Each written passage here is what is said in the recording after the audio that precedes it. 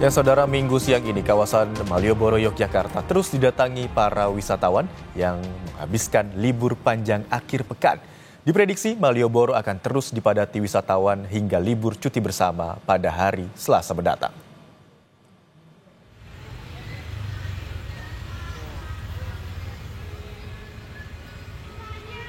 Arus kendaraan yang masuk ke Jalan Malioboro mengalami peningkatan jumlah pada minggu siang.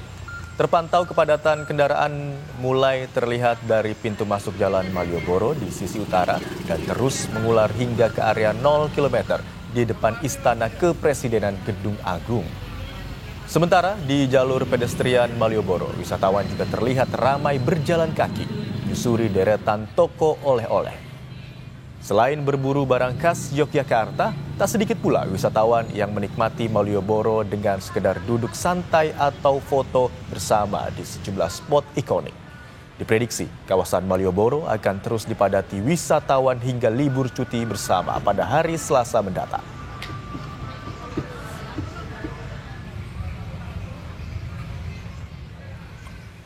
Kepadatan lalu lintas pada libur panjang Waisak juga terjadi di kawasan Ciawi menuju Puncak Bogor, Jawa Barat.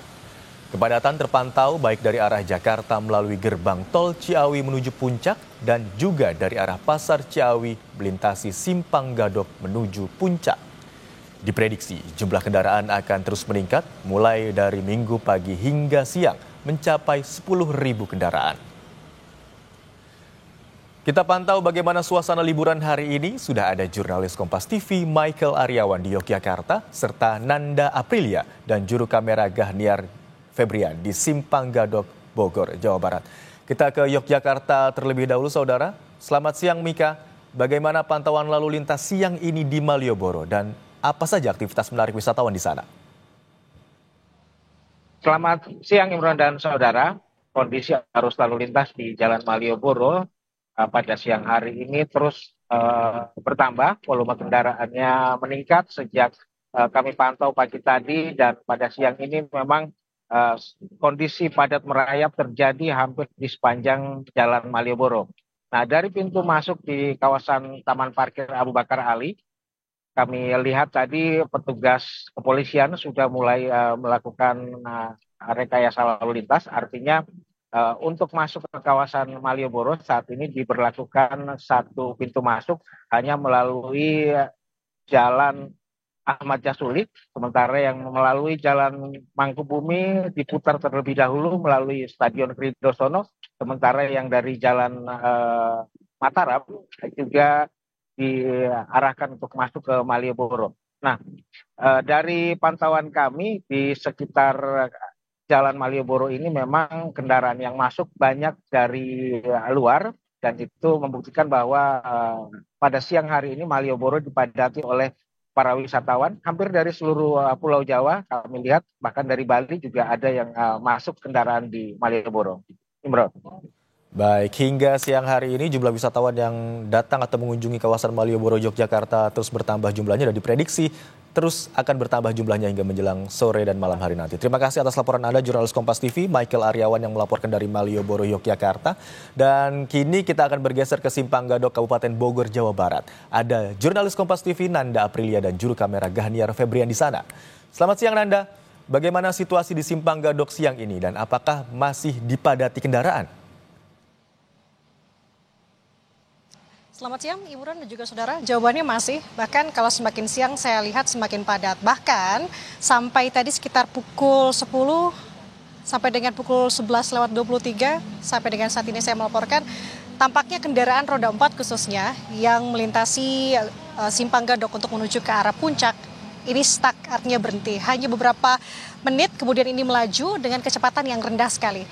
Imron dan juga saudara, sebenarnya untuk situasi di Simpang Gadok, khususnya dari arah Jakarta menuju ke arah puncak, memang diprediksi di hari kedua libur panjang Waisak ini, hari ini tadi dalam laporannya menurut Kabid Satlantas Polres Bogor, bahwa dari pagi sekitar pukul 6 sampai dengan siang sekitar pukul 11 ada sebanyak 18.000 kendaraan yang melintas dari arah Jakarta dan sekitarnya untuk menuju ke arah puncak.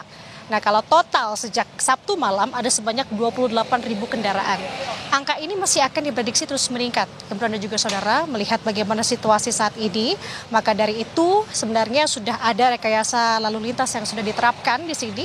Dimulai dari tadi pagi sekitar pukul 6 sampai dengan pukul 8 pagi, tadi ada rekayasa ganjil genap. Hanya saja melihat jumlah kendaraan yang terus meningkat semakin siang, maka rekayasa lalu lintas yang kini diterapkan adalah rekayasa one way atau satu arah, khususnya dari arah Jakarta menuju ke arah Puncak. Saya melihat cukup padat baik dari arah gerbang tol Ciawi, dari arah Jakarta menuju ke Puncak melewati Simpang Gadok, maupun di sisi sebelah kiri saya ini adalah dari arah Pasar Ciawi untuk melintasi Simpang Gadok untuk menuju ke Puncak. Titik kemacetan, ada 4 titik kemacetan yang memang kebanyakannya ini terlihat dari tempat-tempat wisata. Imron dan juga saudara, keempatnya yang pertama adalah persimpangan Pasir Buncang, kemudian yang kedua adalah persimpangan Megamendung, ketiga Pasar Cisarua, dan yang keempat adalah persimpangan Taman Safari. Hanya saja kalau tadi kami menuturkan apa yang mengutip dari Kabid Satlantas Polres Bogor, di hari kedua ini meski dengan jumlah kendaraan yang sudah tampak padat sekali, kalau kami melihat karena kendaraan ini tampak berhenti beberapa saat, Imron dan juga saudara, kan menurut penuturan dari pihak hotel di kawasan di sepanjang jalur Puncak, memang okupansi dari hotel ketersediaan ini masih di 55%, artinya belum terlalu penuh.